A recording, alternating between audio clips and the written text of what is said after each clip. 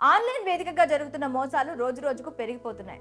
ప్రభుత్వాలు, పోలీసులు దీనిపై ఎన్ని రకాలుగా అవగాహన కల్పిస్తున్నా, ఎన్ని కఠిన చర్యలు తీసుకున్నా కూడా సైబర్ నేరగాళ్లు మారడం లేదు.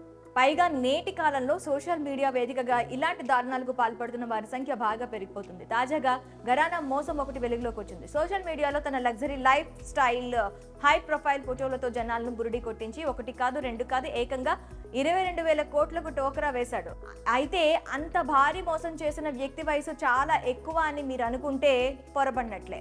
అతడి వయసు కూడా 22 ఏళ్లు మాత్రమే. తాజాగా జరిగిన ఈ సంఘటన దేశాన్ని కుదిపేస్తుంది. ఈశాన్య రాష్ట్రమైన అసోంలో ఈ భారీ కుంభకోణం వెలుగులోకి వచ్చింది.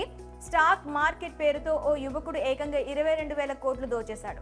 విలాసవంతమైన లైఫ్ స్టైల్ తో అందరి దృష్టిని ఆకర్షించి అసోం, అరుణాచల్ ప్రదేశ్ రాష్ట్రాలకు చెందిన వందల మందికి టోకరా వేశాడు. ఈ క్రమంలో 22 ఏళ్ల విశాల్ పుకాన్ అనే యువకుడికి పోలీసులు అదుపులోకి తీసుకున్నారు.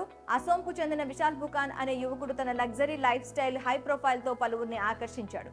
ముఖ్యంగా అసోం, అరుణాచల్ ప్రదేశ్ రాష్ట్రాలకు చెందిన పలువురిని స్టాక్ మార్కెట్ పేరుతో ఆకర్షించాడు. అంతేకాక వారిని నిండా ముంచి భారీ కుంభకోణానికి పాల్పడ్డాడు. తన కంపెనీలో పెట్టుబడి పెడితే కేవలం 60 రోజుల్లో 30% రాబడి పొందవచ్చని ఇన్వెస్టర్లను ఆకర్షించాడు.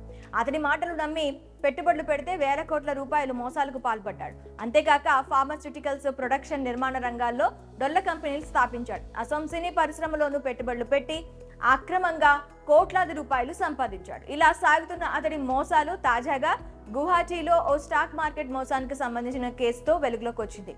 ఈ క్రమంలో పోలీసులు పుకాన్ ని అదుపులోకి తీసుకున్నారు. అతడి భాగోతం ఒక్కొక్కటిగా వెలుగులోకి వచ్చింది. గువాహటీ డీబీ స్టాక్ బ్రోకింగ్ కంపెనీ యజమాని దీపాంకర్ బర్మన్ మిస్సింగ్ వ్యవహారంలో పుకాన్ ఆరోపణలు వచ్చాయి.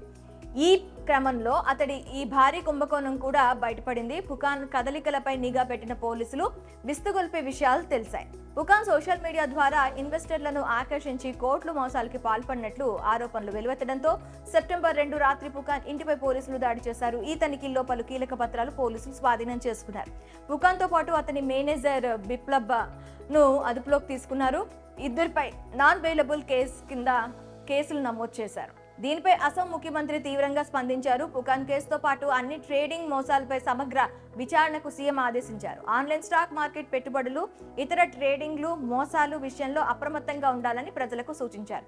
మొత్తంగా 22 ఏళ్ల కుర్రాడు వేల కోట్ల మోసాలకు పాల్పడటం అందరినీ ఆశ్చర్యానికి గురి చేస్తుంది. మరి ఈ భారీ కుంభకోణంపై మీ అభిప్రాయాలను కామెంట్స్ రూపంలో తెలియజేయండి.